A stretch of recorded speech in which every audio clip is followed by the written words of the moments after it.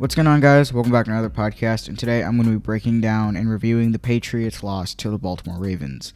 Now, I'm honestly still trying to recover from when in the world this game was. Was this a close game that the Patriots should be proud and competing in, given their current situation?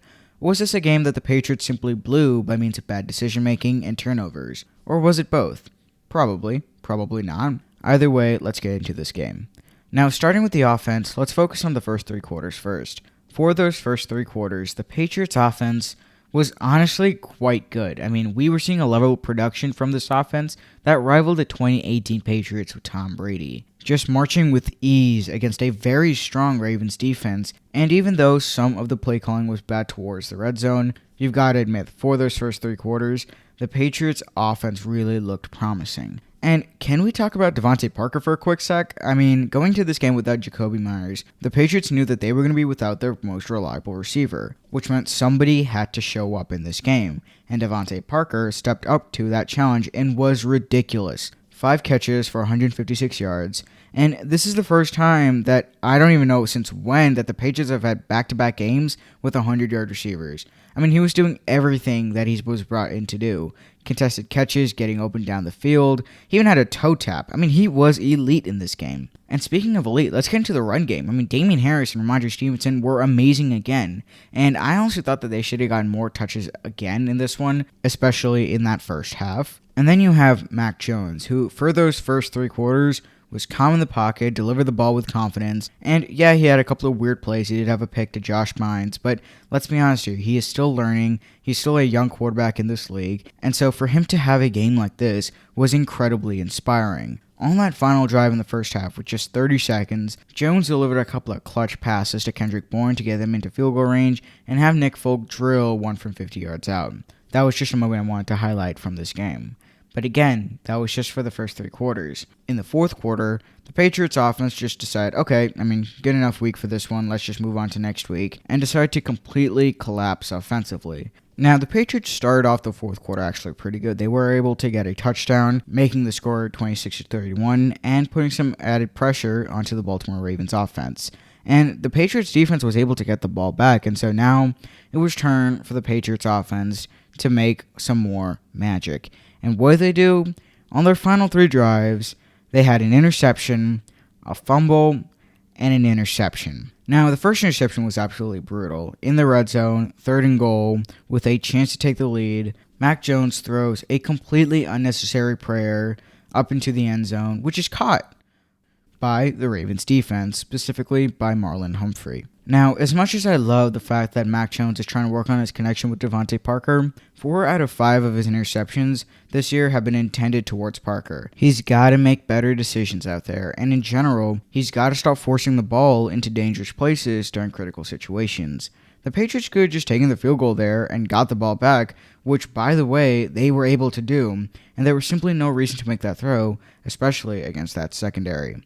And then you have the Aguilar fumble, which, dude, you fumbled against Miami, and now in a critical situation against the Ravens, he needs to get some tips from Damien Harris.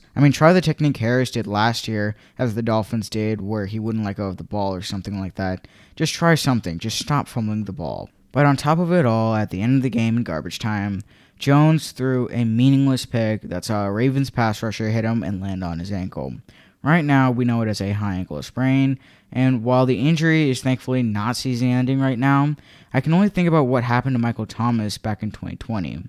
Thomas had a high ankle sprain back in week 1 of that season and missed a total of 9 games due to the injury. If Jones misses more than 4 to 5 games this year, the Patriots are kind of screwed. Their schedule gets extremely hard in the second half of the year. If they can't get things going against fairly easier opponents in the first half, they can kiss their season goodbye. I'm hoping Jones is back for the Week 6 game against the Bears or the Week 7 game against the Browns, but above all else, I want him back healthy. And if it takes a couple of weeks to do so, so be it. Now, defensively, it's again difficult to quantify the performance level of the Patriots defense, but I'll say this. Lamar Jackson torched the Patriots defense on the ground, and so did Justice Hill on a couple of plays. And in the air, there were definitely a couple of times where the Patriots were blowing coverage, or Mark Andrews was able to get open and make a couple of good contested catches. But the bottom line is, the Patriots defense kept the Patriots offense in this game. There is no way New England comes close in this one without multiple third down stops and turnovers that were forced by that defense. After that touchdown by Ramondre Stevenson early in the fourth quarter, New England was still down by a touchdown. They need a play to get the ball back, and Jonathan Jones comes up clutch to punch the ball out. The Patriots defense on multiple occasions did their job. Even after that interception that occurred right after the fumble, the Patriots defense goes right back out and forces the Ravens offense to punt. And obviously right after that, the Patriots offense failed to capitalize and Nelson Aguilar fumbled. Now, specifically, there are a couple of guys that I want to shout out. Obviously, you had Jonathan Jones, who not only had the forced fumble, but also had a pick on Lamar Jackson, which was very timely, though once again, the Patriots offense wasn't able to capitalize. But then you had Deatrich Wise, who in that first half had 3 sacks on Lamar Jackson. And I wanted to address this last week, but seeing as I didn't have time to make an episode, I simply wasn't able to. But the Patriots pass rush has come a long way, and so far, it's been insane this year.